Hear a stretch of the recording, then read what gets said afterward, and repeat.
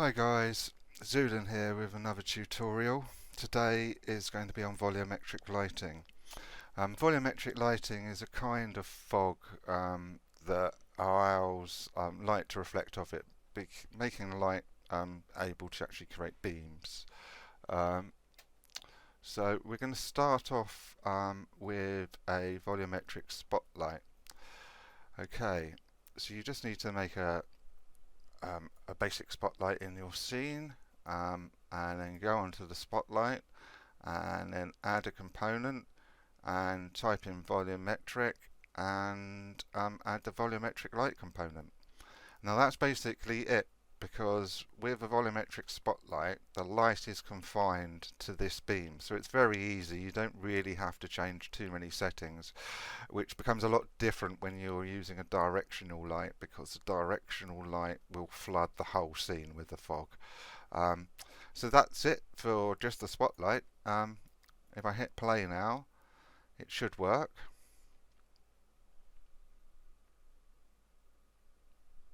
Yep, there we go. The spotlight is now working, and as you can see we can go around it and we can even go inside it, I believe. If I can get my avatar walking. Come on. There you go, he's inside it now. And we're outside it again. So that's it. It's very simple for a spotlight. If it doesn't work when you press play, what you need to do is, on the latest editor packs it actually will work out of the box. On some of the older ones, the profile that turns it on is actually set for them to be off. So what you need to do is type in space in your search, and you'll find a load of profiles, and it's the runtime post profile is the default profile that's Sinespace runs when you run the editor pack. And as you can see here, the last setting is volumetric lighting, and it's switched on. If that's switched off, it will actually stop the volumetric lighting work when you press play. Right, so now what we're going to do is we're going to do another open another scene, and we're going to try and do some volumetric lighting through the trees using a directional light this time, and creating what I call God rays, like beams of light shining through the leaves of the trees. Again, it's exactly the same. You find your light, you add the component volumetric lighting. This time when I press play, it's going to make everything in the scene white. Basically it will flood the scene with fog, because these settings are not correct anymore for a directional light. So we hit play, and I'll show you the basic thing. Now, even though this has flooded the scene with light and fog, the actual effect is already working that I want. There you go. There's the volumetric lighting and the God rays.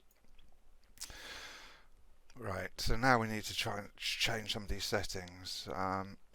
Right, the first one is sample count. The sample count is the number of ray marching samples.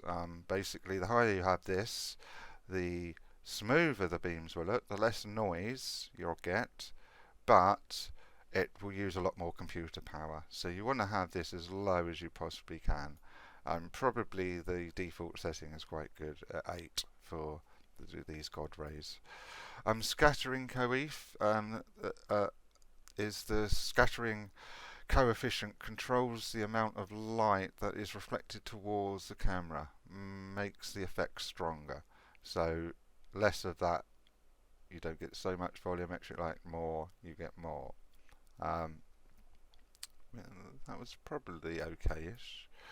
Extinction coef controls the amount of light absorbed or scattered out with distance. This makes the effect weaker with increasing distance.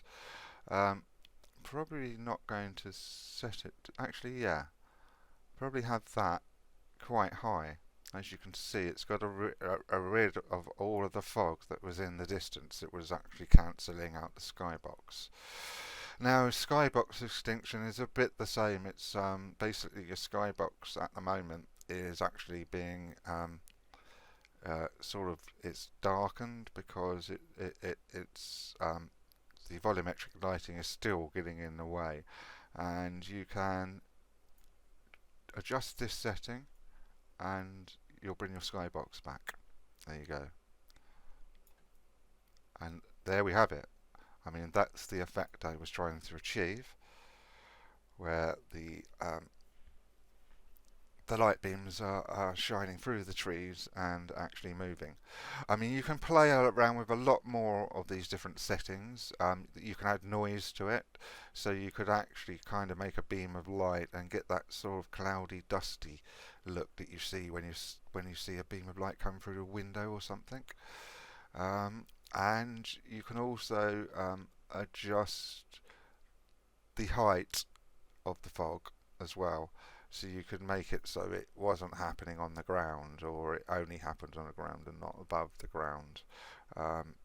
As basically, you just need to play around with these settings. It's different for every scene that you do, depending on how bright your lights are, what angle the light is. So there's a lot of experimentation to get it right, but I've given you the basic idea now, so you should be able to work it out fairly easily yourselves. Okay, and to leave you with, I've made another scene that actually gives you all of the controls and everything, so you can just pause your video and have a look at all the settings yourself. Here we go, we put it on usage screen, game, there you go. So that tells you, oh, and the one thing I forgot, the volumetric renderer script, you don't need to worry about that because we already have that on the avatar, but if you wanted to play around with other cameras and get the volumetric lighting working on other cameras, you need to put the volumetric light renderer script on the camera. Every camera that's going to show the effect has to have that script on, and like I say, our avatar camera already has that script on it. Okay, thank you very much guys, and I will see you next time.